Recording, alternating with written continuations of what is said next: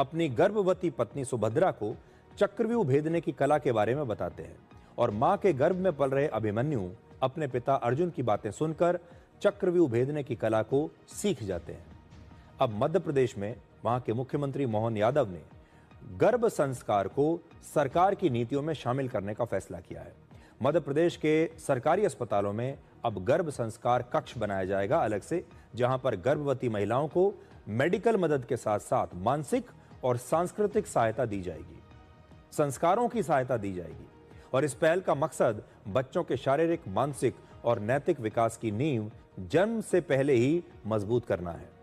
भारत की संस्कृति में गर्भ संस्कार को बहुत अहम माना जाता है और ऐसी मान्यता है कि गर्भ में पल रहे शिशु पर मां के विचारों, भावनाओं, खान-पान और वातावरण का बड़ा गहरा प्रभाव पड़ता है।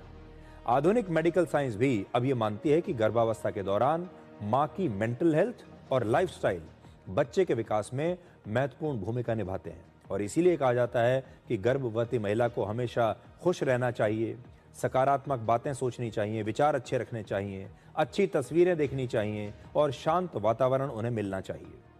मध्य प्रदेश के मुख्यमंत्री मोहन यादव ने कहा कि भारत के गर्भ संस्कार को अब पूरी दुनिया समझ रही है।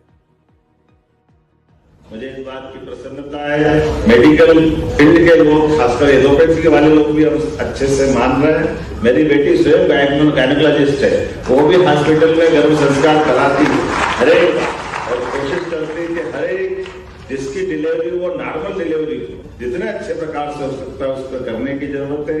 ऐसे में दिव्य संतान प्रकल्प के इस पूरे आयोजन के लिए मेरी शुभकामना भी है कि हमारे दोनों विभाग, खासकर आयुष भी और एलोपैथिक भी, जहां भी हमको लगता है और आगे चलकर के जो हॉस्पिटल की डिजाइन बनेगी उसमें गर्भ संस्कार के भी कक्ष बना करके उसको भी स्थायी रूप से करने का प्रयास करेंगे। मध्य प्रदेश सरकार इसे डिवाइन चाइल्ड प्रोजेक्ट के तहत ला रही है, जिसे आयुष्मान भारत से भी जोड़ा जाएगा। और वर्ष 2024 में सिंगापुर के नेचर मेंटल हेल्थ ने एक स्टडी प्रकाशित की थी, जिसमें कहा गया था कि गर्भावस्था के दौरान मां की सकारात्मक मानसिक स्थिति का असर बच्चों के मस्तिष्क के विकास पर वर्षों बाद तक दिखाई देता है। ऐसे बच्चों की याददाश्त और सीखने की क्षमता बाकियों से बेहतर होती है।